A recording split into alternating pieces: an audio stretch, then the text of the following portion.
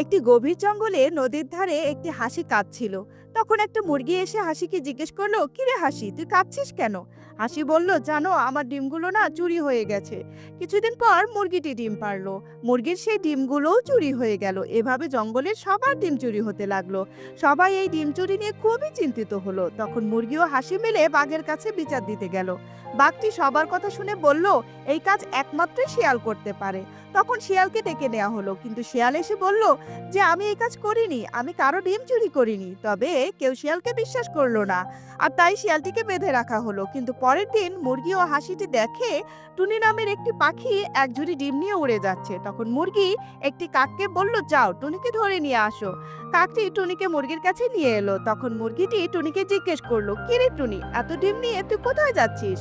টুনি নিজেই স্বীকার করে যে সে সবার ডিম চুরি করেছে। তখন সবাই আসল ডিম চোরকে খুঁজে পেল। তারপর টুনিকে শাস্তি দেওয়া হলো আর শিয়ালকে ছেড়ে দেওয়া হলো।